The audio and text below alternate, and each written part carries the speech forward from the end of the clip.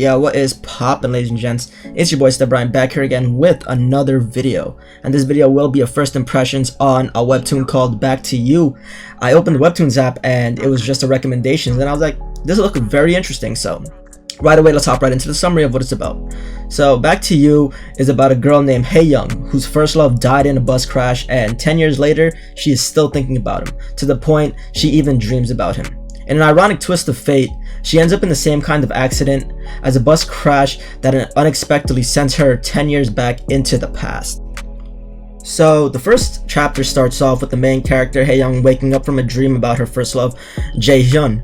She ends up saying the line, "Stop appearing in my dreams," every November, already giving us hints to the fact that Jae-hyun died around this time, which we later find out to be true when we learn his death anniversary is actually coming up. The first chapter is pretty slow, with the main character texting a friend about her dreams.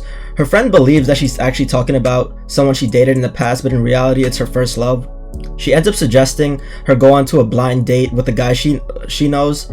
This person ends up having some relevancy in the upcoming second and third chapter. We get a mini flashback of Hae-young's time back in high school, wondering to herself why she still thinks about this. The second chapter starts off with another flashback of Jae-hyun's death. Hae-young is eating at the breakfast table while her mother talks about Jae-hyun. We end up learning that this is the day she talked to Jae-hyun, believing something may finally happen, but in the end, it was actually the last time she would ever see him. We skip to Hae-young meeting up with the same guy who she went on a blind date with, giving him a second chance, learning a few things such as he went to the same high school, but a significant thing that seems to happen is when he decides to accompany her back home. On their way back, they take the bus. They end up talking about a superstition of holding their breath until the end of the tunnel, and they will find their true love. Hae-young talks about how when she was back in high school, she actually did this all the time, and she pretty much believed that Jae-hyun was going to be her first love. When I heard this, the first thing that popped into my head was the relevance of holding your breath, which symbolizes something specific is going to happen, but the phrase is usually used for something negative. The guy accompanying her talks about his regrets, and we end up getting more foreshadowing when he states, "What's done is done, you can't change the past." The chapter ends with another flashback about Jae-hyun's death and the main character saying, "Today feels weird." Then finding out Jae-hyun dies, but it's weird because it rained today and he doesn't take the bus on rainy days. Just like the previous episode, episode 3 also starts off with a flashback of Hae-young in the rain. Jae-hyun finding shelter under her umbrella. This is the day she learns that Jae-hyun doesn't take the bus on rainy days.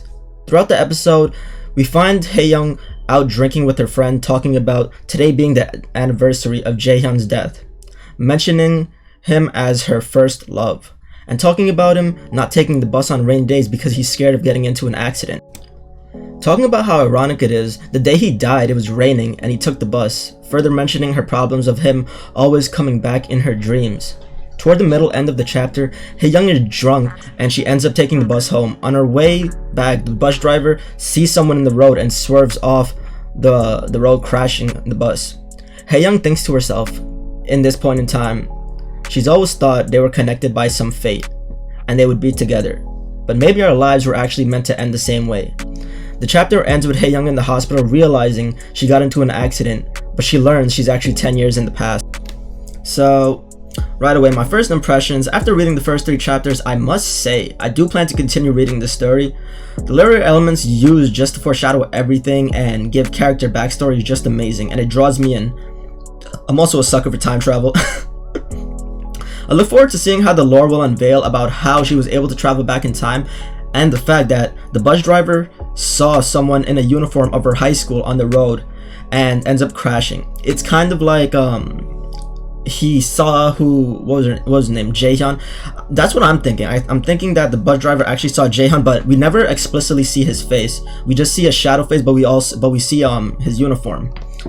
There's small details that just make you wonder, how will the author draw all the connections to explain this?